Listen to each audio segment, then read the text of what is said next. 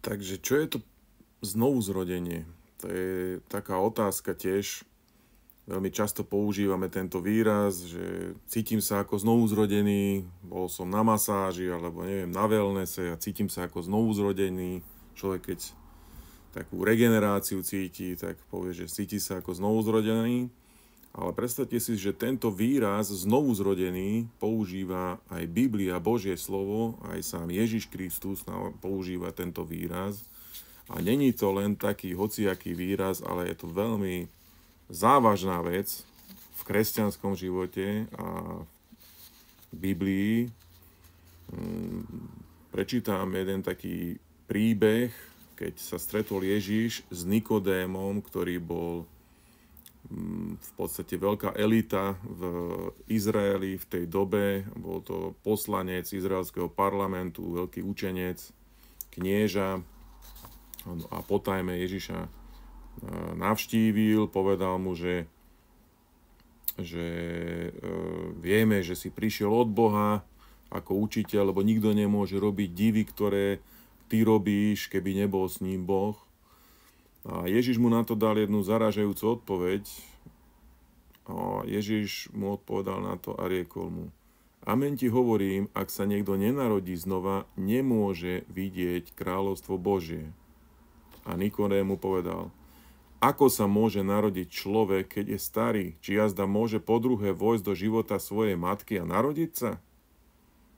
A Ježiš mu odpovedal: Amen ti hovorím, že ak sa niekto nenarodí z vody a ducha, nemôže vojsť do kráľovstva Božieho. Čo sa narodilo z tela, je telo, a čo sa narodilo z ducha, je duch. Nedív sa, že som ti povedal, že sa musíte narodiť znova. Teda dosť schladil celého Nikodéma v tom jeho nadšení, že prišiel na to, že Ježiš je od Boha, pretože vlastne ho konfrontoval s tým, že telo a krv nezdedí Božieho kráľovstva, že ľudstvo a človek ako tak, ako sa narodil, je nekompatibilný s Božím kráľovstvom, nekompatibilný s Bohom, totižto kvôli hriechu, o čom sme si už rozprávali, ale možno, že ešte budeme hovoriť aj inokedy. A povedal, že musí sa človek narodiť znova. A toto je práve taká vec, ktorú tradičné cirkvi úplne vynechali zo celej svojej praxe. O znovuzrodení sa v katolíckej cirkvi ani v klasických protestantských cirkvách takmer nehovorí, čož je veľký problém, pretože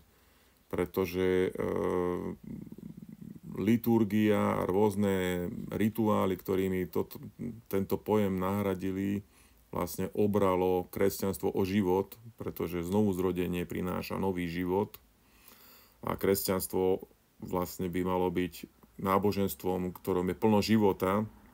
Kresťania by mali byť ľudia plní života a náboženstvo z toho urobilo len takú nejakú formálnu, liturgickú, nejakú rituálnu nejakú záležitosť a preto je veľmi dôležité vedieť o tom, že Ježiš dáva znovuzrodenie. A nehovorí to len na tomto mieste, veľmi veľa miest v Biblii. V 2. Korinťanom 5.17 hovorí, že ak je niekto v Kristovi, je novým stvorením. Drievne pominulo a všetko je nové. Alebo Týtovi 3.5 hovorí, že Boh nás spasil kúpelom opätovného splodenia a obnovením Svätého Ducha.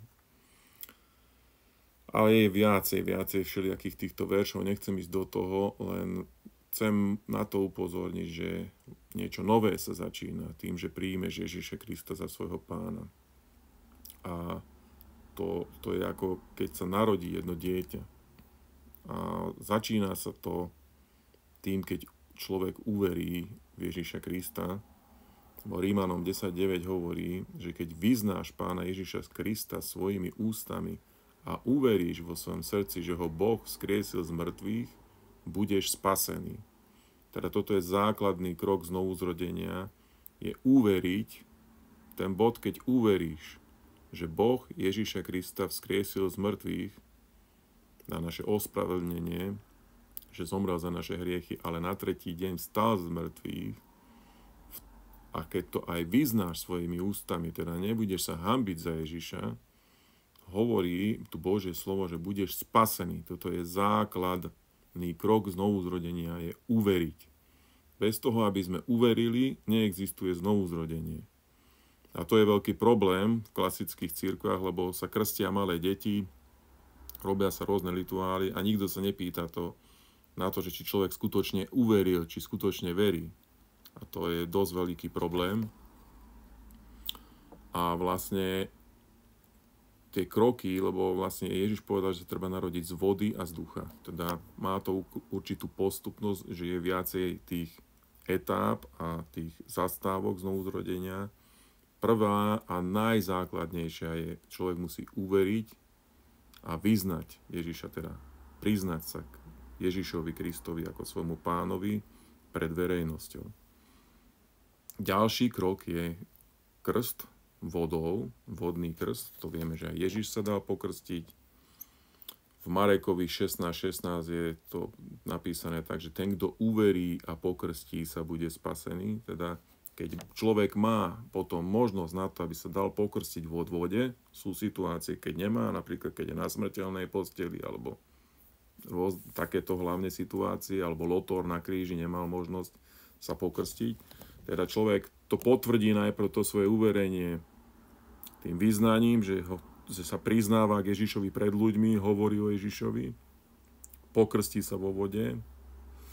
A tretí krok je krst Svätým Duchom, lebo je krst vo vode a je krst Svätým Duchom, čo nám popisuje Skutky apoštolov, 2. kapitola 37 až 38, kde sa pýtajú Petra ľudia, keď im hovoril evanjelium, že čo máme robiť, mužovia a bratia? A Peter im povedal, čínte pokánie a nech sa pokrstí každý jeden z vás na meno Ježiša Krista na odpustenie svojich hriechov a dostanete dar Svätého Ducha. Teda prvý krok je čínte pokánie. Činiť pokánie, to je výraz, prekladá sa to aj ako obrátenie, alebo jednoducho zmena mysle, zmena srdca, zmena orientácie, tak by som to povedal, lebo vlastne obrátenie hovorí o zmene orientácie celého nastavenia človeka. A tou zmenu orientácie, nastavenia človeka urobí presne to, keď uverí, že Ježiš Kristus vstal z mŕtvych, lebo táto jedna informácia je taká zarážajúca, taká crucial, by som povedal po anglicky, po slovensky to neviem tak dobre povedať, taká zásadná, že to zmení človeka, zmení jeho celý svet. Mení to myslenie, mení to srdce, mení to skutky, mení to životný štýl. A to je vlastne to pokánie. Že keď človek toto si uvedomí, že Ježiš stal z mŕtvych, tak začína prehodnocovať celý svoj život. Že ako by som, tak teda musím zmeniť celý svoj život. Keď Ježiš stal z mŕtvych, tak by som sa mal nejak pripraviť na to, že v skutočnosti je tu cesta spasenia, mal by som sa dať pokrstiť, mal by som hľadať krst Svätým Duchom a mal by som žiť život, ktorý je v súlade s ním, pretože keď stal z mŕtvych, tak je isté, že sa aj vráti. A Ježiš hovorí, že on nie len, že on stal z mŕtvych, ale on povedal, že on vzkriesí všetkých, ktorí uverili v neho. Takže toto je v krátkosti znovuzrodenie. Uveriť v Ježiša Krista, vyznať ho na svojich ústach, nechať sa pokrstiť vodou a Svätým Duchom. A žiaľ, tieto kroky, každý jeden je dosť pošahaný v historickej cirkvi, takže treba tieto veci prehodnotiť na základe Biblie, pretože je potrebné sa vrátiť k tým základom, ktoré kázali apoštoli, ktoré kázali Ježiš Kristus a proroci. Prajem vám všetko dobré, Boh vám žehnaj.